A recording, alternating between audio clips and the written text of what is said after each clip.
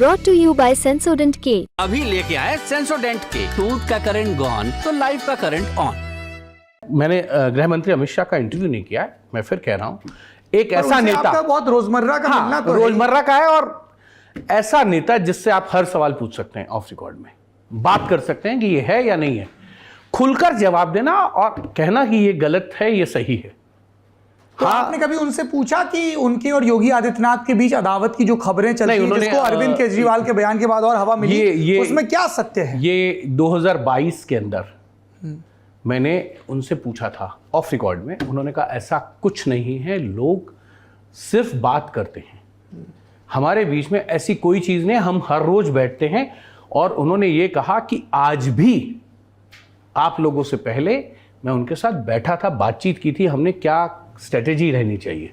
नहीं, सही है हिमांशु जी की इस कैंपेन के पहले दो हफ्तों में योगी आदित्यनाथ को उस तरह से अग्रेसिवली बीजेपी ने प्रोजेक्ट नहीं किया। नहीं, ऐसा नहीं, ये यूपी में बहुत प्रोजेक्ट नहीं किया, यानी आप देखिए पोस्टर्स पर उनका छोटा चेहरा था, बड़ा नहीं था, जिस तरह से होना। क्योंकि देखिए, मैं जहां यूपी में गया, लोकप्रियता योगी जी की बहुत है, लेकिन पहले 2-3 हफ्तों में ऐसी चर्चा थी कि योगी जी को एक तरह से उस लेवल तक प्रोजेक्ट, और इसीलिए वो केवल सुबह एएनआई को बाइट देते थे खुलेआम। एक सेकंड, अभी तक इंटरव्यू नहीं दिया उन्होंने। वही मैं पूछ रहा हूं राजीव, बात वो नहीं है। नहीं, एक तो दिया है ना रजत शर्मा को।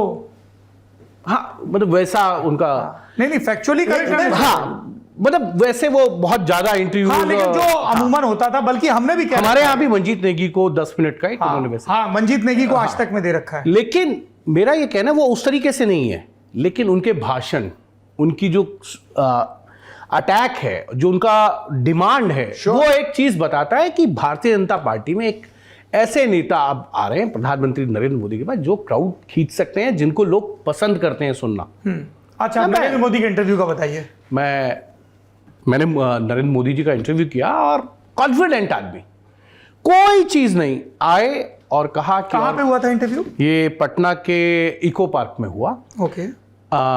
मुझसे पहले 2 इंटरव्यू और हुए, वो आए, उन्होंने कहा कि क्या है, मैंने कहा सर बस ठीक है तो चलें, मैंने कहा कहाँ, तो बोले चलिए करिए इंटरव्यू, शुरू कीजिए, तो मैंने कहा ठीक है सर। तो बहुत कॉन्फिडेंट आदमी, ऐसा मैंने 2019 में भी उनसे बातचीत की है, 14 में भी की है, लेकिन 14 के पहले भी मिलते रहे होंगे। 14 के पहले भी मिलता रहा, और एक 2000 के पहले तो खैर राजदीप भी मिलते रहे थे। लेकिन कह रहा है आज का क्वेश्चन नरेंद्र मोदी, मैंने उनसे बेरोजगारी पे सवाल पूछा, उन्होंने उसका क्लियर जवाब दिया। मैंने कहा कि आप महंगाई पे नहीं बोलते, उन्होंने जवाब दिया राजदीप। मैंने देखा जी, अगर महंगाई, और मैंने उनसे हिंदू मुसलमान नहीं पूछा, क्योंकि वो सब हो रहा है, लोग पूछ रहे हैं, रिजर्वेशन पे पूछा। मैंने पूछा कि राहुल गांधी कह रहे हैं कि आप 400 सीटों पे नहीं आ रहे, आप इस बार प्रधानमंत्री नहीं बनेंगे, ये भी पूछा है, तमाम चीजों के पूछ के, क्योंकि व्यस्तता होती है, आपको एक टाइम फ्रेम होता है, 15 मिनट थे, मैंने 20 मिनट का इंटरव्यू किया। अब आप I'll come to you chief, wait, हाँ, आप अनुभव बताइए जी। वो जो उनका कॉन्फिडेंस लेवल है ना 400 का, वो झलकता है। अब मैं ये नहीं कहूंगा कि वो 400 ही जीत रहे हैं या नहीं जीत रहे, ये कोई भी नेता, ये मैं पिछले शो में भी कहा था मैंने, कुलदीप थे, कोई भी पार्टी का नेता ये बीच में नहीं कह सकता कि हम चुनाव हार रहे हैं। जी बिल्कुल। या वो टारगेट इसलिए सेट करते हैं कि उनके कार्यकर्ताओं का उत्साह जो है वो बना रहे।